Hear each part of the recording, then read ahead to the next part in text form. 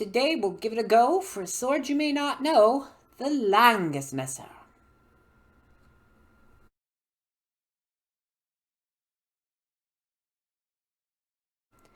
Hello everyone, Lauren here, and today we're going to talk about a late medieval Renaissance sword you may not have heard of if you're not in European martial arts.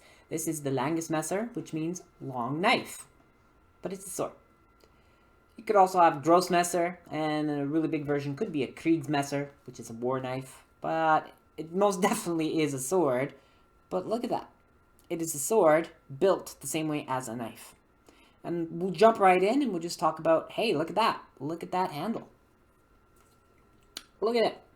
It's riveted. There's no pommel. It's not covering the tang. We can see the tang. It's the full width of our grip. And the wooden scales are riveted through it. And they're nice and solid and secure. Some versions do have metal caps on the end. It could be a simple metal cap. It could be a large one. It could be very decorative. It all depends on how fancy and expensive that sword is going to be. But, yeah, the handle is made like a knife. Hence, calling it a knife. And, oh, look. We have this extra piece right here. What is that? That is hand protection. It's called the nagel, or nail. And it is nailed right through the blade and the guard. Keeps everything nice and secure, but most importantly, it keeps your hand safe. If I use this knife in its scabbard real quick, blade's coming down, we bind, and oh, you can see, it helps protect the back of my hand. So the nagel, we're starting to see in the late Middle Ages, extra bits of hand protection put on swords. Probably because this isn't the primary battlefield weapon, so when you're using it, it might be traveling, as we discussed in our last video about sword and buckler, the pilgrims in the Canterbury Tales, carrying knives and swords and things on their journey. Well, hey, look. In Central Europe, they may be carrying this, the messer.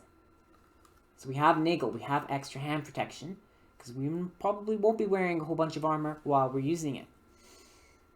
And look at this blade. It looks just like a knife, doesn't it? We've got the long or front edge, and it is sharp up to here with the point.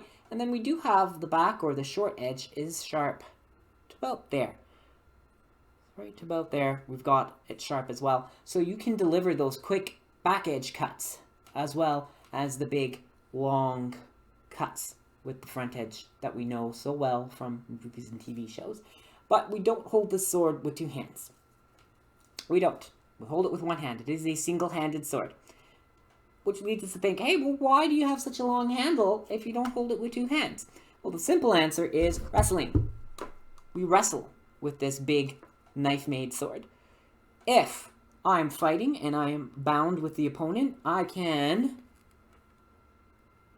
come in with the handle and I can actually pin between my arm and my sword. I can pin the opposing wrist and I can pull that person and I can grapple them. Which means that the LangesMesser is also a wrestling sword. What? A wrestling sword? I've never heard. Why would you have a wrestling sword? Well, let me just put this down for a second. And we'll grab Hans Kuchner's Art of Swordsmanship.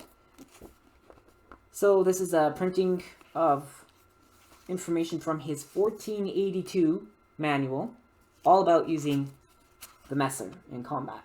And this thing is huge. There's so much in it, and it's all illustrated. Every section has an illustration. There's grappling, there's binds, you can smack with the pommel, you can grab, you can arm bar, you can throw people to the ground. There's throwing a person into a sack in messer systems. There's pinning them to the ground and sitting on them. So it's partially self-defense, partially a really good fencing system for sport fencing against other people, and you can really embarrass them. It's huge. There's so much to it. But we have a number of manuals that talk about messer and the associated dusac. Subject for another video, I'm sure. And it's huge. There's so much about it, and yet so many people don't know anything about LangesMesser. So here it is. This one is made by Landsknecht Emporium, by the way. This is their MC3, and it is a sharp sword. It is fantastic. I use it a couple times a year to do cutting, pumpkins, cabbages, things like that. And It is light, it is fast, it is nimble, it is an amazing sword. But it's made like a knife, so it looks exactly like a knife. So, interesting. So I just wanted to mention that. I wanted to introduce you to something that you may not have come across. The long knife, which is a sword.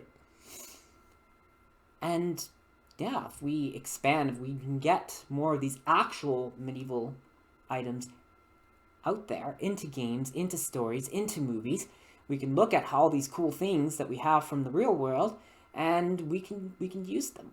And like I said, it is so much fun to use as a sword.